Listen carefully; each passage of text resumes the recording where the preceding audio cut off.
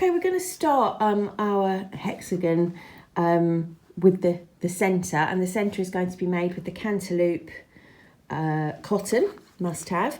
I'm using the smaller size of hook. Throughout you should really be using the larger size, but my my crochet tension is so loose as to be ridiculous, so I personally have gone down a crochet hook size. It doesn't matter if you do or if you don't, there's loads and loads of yarn available, so it's entirely up to you, whatever finish you prefer really.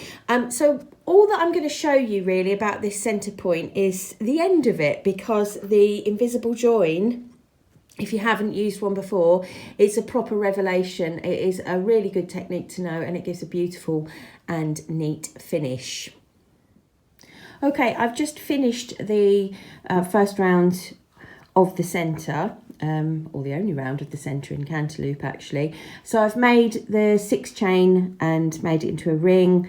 I've done 1 starting chain and then 11 double crochet, UK terminology, into that ring, and that, as you can see, sort of creates the centre, as you can sort of see on my sample here.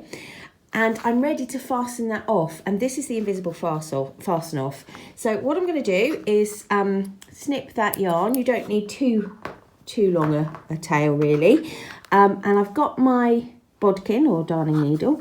I'm going to pull that end through and turn the piece on the side, so you can see the yarn is coming out from the centre of that little chain of the last stitch there. What we're essentially going to do is create a false crochet stitch with our needle. That's what we're going to do. So I've threaded my needle with the end, which is coming out of that last stitch. I'm going to find the very starting chain. Can you see that starting chain there that I'm pointing out with my needle? And you can see the first stitch coming out of it, this little loop coming out of it here. What I'm going to do is take my needle and go under that first stitch that's coming out of that starting chain, pull the yarn through, not too tight, and then I'm going to take my needle and go back in where the yarn is coming out of that last stitch. Okay, and just pull the needle through, and when I pull it not too tight, what it does is create this sort of pretend stitch. And if you look, if I just hold it away from the camera a little, you can see when I weave the end in on the back, that join is going to be invisible. So lovely and neat. So I'll turn it over, and all I'm going to do is just weave the end back and forward a little. Again, don't pull too tight, because what you want to do is keep that false stitch that you've created the same size as the others.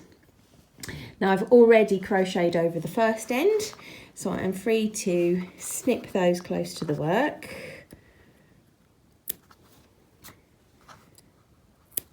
And when I turn that over, you will see that's created a really nice, neat, put that out of my hand, really nice, neat little centre for our first hexagon.